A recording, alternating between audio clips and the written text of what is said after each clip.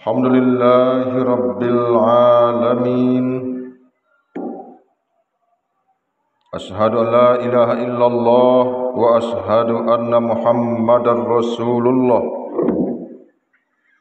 Allahumma salli wa sallim wa barik wa azim wa karim ala Sayyidina Muhammadin wa ala alihi wa ashabihi wa barik wa sallim ajmain. Ayuhan nas ittaqullah. A'udzu billahi minasy syaithanir rajim. Bismillahirrahmanirrahim. Wa idz qala rabbuka lil malaikati inni ja'ilun fil ardi khalifah. Qalu ataj'alu fiha ma yufsidu fiha wa yasfiku dima. Qala inni a'lamu ma la ta'lamun. Sadaqallah. Wa qala Rasulullah sallallahu alaihi wasallam, idza ussidal amru ila ghairi ahlihi fantazris sa'ah, atau kama qala Rasulullah. Jamaah Jumat Alim Toga Pondok Pesantren Abdullah, sebuah kampung yang diberkahi dan dicucuri rahmat oleh Allah.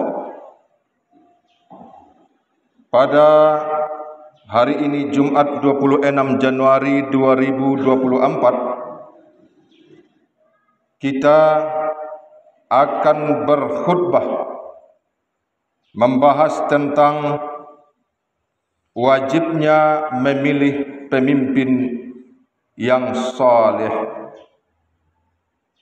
Jamaah Jumat,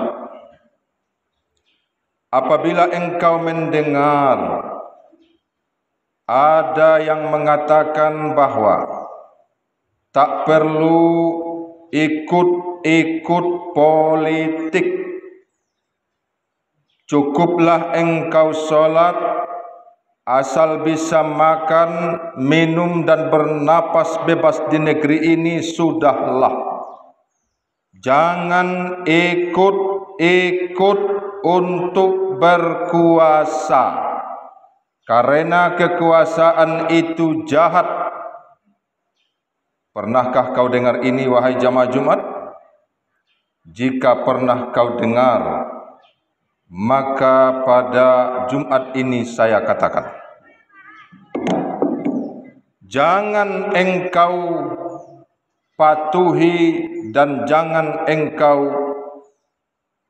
dengarkan perkataan itu, karena itu adalah perkataan iblis yang dari awal mengajarkan kepada Dajjal, sebab Dajjal adalah kader terbaik iblis, dan Dajjal mengajarkan kepada pemimpin-pemimpin kafir dunia, Zionisme, liberalisme, sekularisme, agar mereka lah yang berkuasa.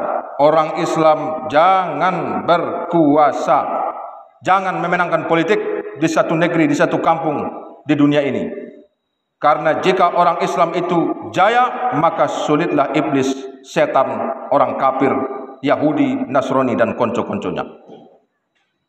Maka ketika Belanda menjajah Indonesia 360 tahun, mereka paling sulit adalah melawan Islam, seperti di Ponegoro, Imam Bonjol, Hasan Tiro, Cut Nyakdin, Cut Nyak Meutia, Marsekal Malahayati, dan Ratu Kalinyamat.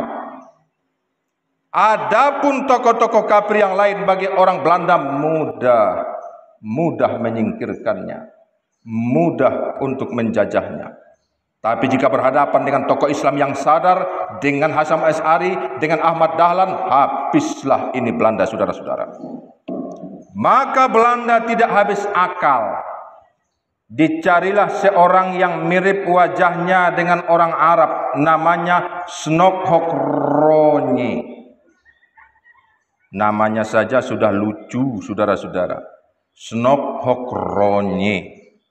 Orang Belanda mirip Arab, pakai jambang, berjubah, berserban 3, satu di kepala, di leher, dan di tangan. Jubahnya 2 lapis, ada kain sarung izar. berpura-pura masuk Islam, belajar ke Makkah, ditukar nama menjadi Abdul Ghaffar. Setelah 4 tahun di Makkah, hafal Quran, hafal hadis, mengerti Islam, maka diutuslah ke Hindia Belanda. Mana Hindia Belanda? Ya ini Indonesia. Waktu itu namanya Hindia Belanda, Nederland.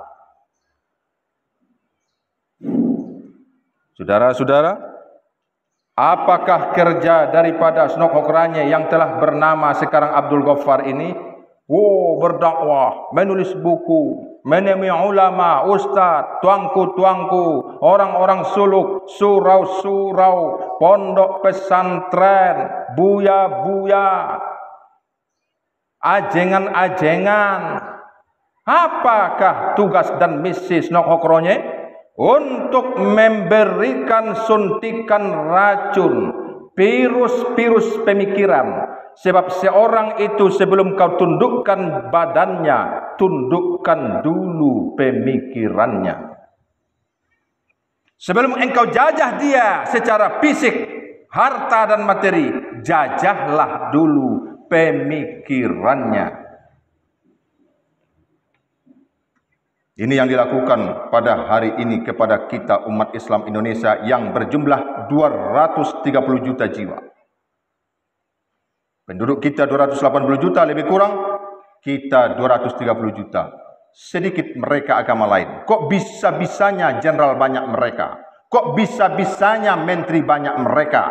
Karena di pikiranmu telah tersusupi dari zaman Snok Hokranya, kakekmu dan ayahmu dan kita, bahwa kekuasaan tidak perlu. Mana ada ulama yang berkuasa di Indonesia? Nehihe. Nothing. Hanya menjadi tukang doa dalam kampanye pemilu-pemilu. Dikunjungi calon ini, dikasih doa. Baru-baru ini ada seorang kiai berdoa, tegeletak, jatuh. Karena dia mendoakan orang yang tidak benar. Allah marah. Bisa saja demikian hadirin yang dimuliakan Allah. Apakah Nabi Muhammad, Abu Bakar, Umar, Utsman hanya tukang doa? Lah, tidak.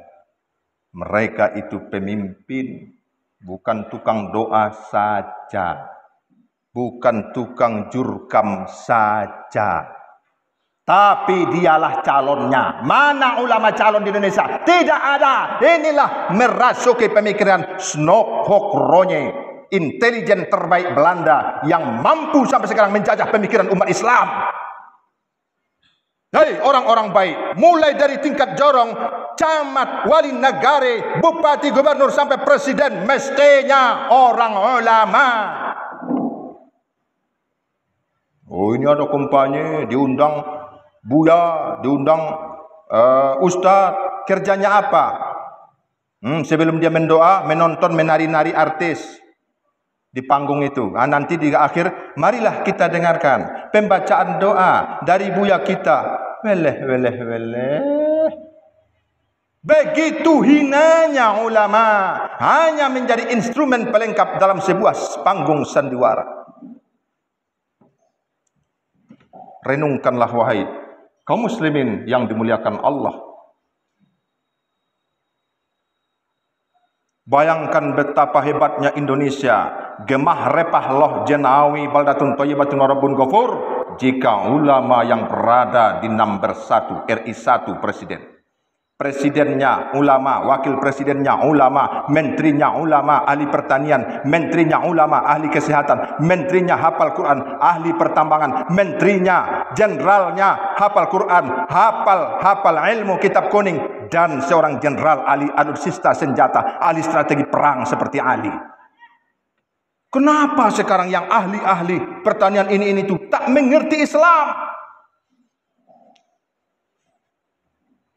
Semoga dengan khutbah kita hari ini membangkitkan girah, spirit, semangatmu wahai kaum muslimin, bahwa tugas kita sebenarnya tidak cukup hanya pelengkap sandiwara dalam pentas sejarah Indonesia. Kitalah yang harus jadi presiden, menteri, gubernur, bupati, camat, wali negari dan jorongnya. Apa kata Gus Bahauddin Nur Salim, ulama ahli tafsir dan ahli fikih yang diakui Asia sekarang? Profesor Quraisy siap saja mengakuinya. Apa kata Gus Baha? Nanti kalau pulang lihat di YouTube Gus Baha, seorang ulama Nahdlatul Ulama, tampilan sederhana, kopiah peci hitam saja, tapi ilmunya menggunung, saudara-saudara. Apa kata Gus Baha? Hei umat Islam, ridokah engkau rupanya kalau orang soleh dipimpin penjahat? Coba bayangkan itu. Apakah kau rela orang baik-baik seperti ini dipimpin camat jorong yang kurang ajar? Saya tidak rela, saudara-saudara. Apa yang kau rela? Ulama-ulama yang hafal Quran, ulama yang tamat Mesir, tamat Madinah, tamat Maroko, tamat Yaman, tapi presidennya tidak mengerti Islam. Tidak kita rela, hadirin yang dimuliakan Allah.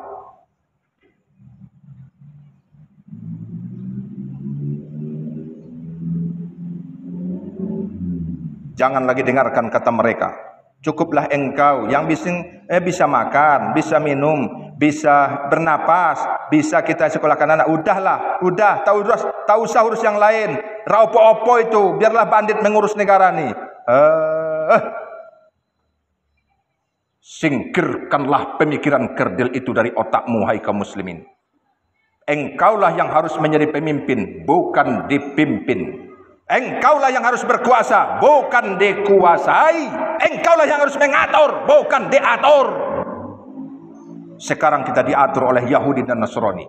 Ingat kata Allah, walan tardo angkal Yahudu walan Nasara hatta tattabi'a millatahum. Kalau engkau dipimpin Nasrani dan Yahudi, tidak pernah mereka berhenti, tidak pernah mereka senang, tidak pernah tidurnya nyenyak sebelum umat Islam semua menjadi budak mereka. Millah, kita ikut aturan program mereka.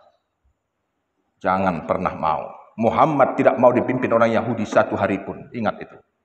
Begitu Muhammad sampai di Madinah, lalu dia menjadi presiden, membuat perjanjian esok harinya dengan seluruh kalangan Madinah, dari Yahudi, Nasrani, ateis. Perjanjiannya apa? Muhammad yang mengatur. Satu hari pun dalam hidupmu, jangan pernah rela dipimpin orang jahat. Engkaulah yang harus jadi jorongnya, camatnya, bupatinya, gubernurnya, menterinya, presidennya. Bahkan engkau yang harus memimpin dunia ini. Inni ja'ilum fil ardi khalifah. Saya menciptakan manusia untuk menjadi pemimpin di dunia. Manusia Islam. Innal ardo yarithuha ibadiyas salihun. Saya hanya senang, kata Allah, jika dunia planet bumi ini dipimpin orang-orang soleh. Kenapa sekarang yang memimpinnya para mafia? Sabda-sabda mafia sekarang yang berlaku, bukan sabda Nabi.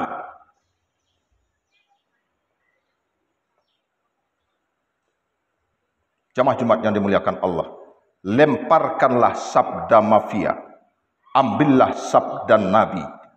Karena dengan demikianlah dunia bisa menjadi seperti yang diinginkan Allah dan Rasulnya. Baldatun thayyibatun wa rabbun ghafur. Kalau sudah demikian, turunlah keberkahan. Lau amanu ahlul qura wattaqau la fatahna alaihim barakatim minas samai wal ard. Kalaulah penduduk bumi dan langit beriman bertakwa, turunlah keberkahan dari langit, dari bumi, dari hujan, dari tambang, dari segala macam binatang, ternak dan tumbuhan. Saksikanlah Pasaman Barat dan Indonesia hari ini. Zalazil, gempa datang, kemarau, kalau tidak banjir, kecelakaan, gunung Merapi, berbagai macam. Ini tanda Allah tidak ridho jika hukumnya tidak ditegakkan di bumi Indonesia pertiwi ini. Karena yang memerdekakannya adalah ulama dan santri umat Islam. Tidak ada orang kafir yang terlibat dalam memerdekakan Indonesia. Dengarkan ini. Santri, umat Islam, ulama, ustadz, itu yang berdarah-darah syahid melawan Portugis, Belanda, Jepang. Yang lain itu hanya datang di ujung, pandai menembak di atas kudo, saudara-saudara. Demikianlah khutbah Jumat kita hari ini.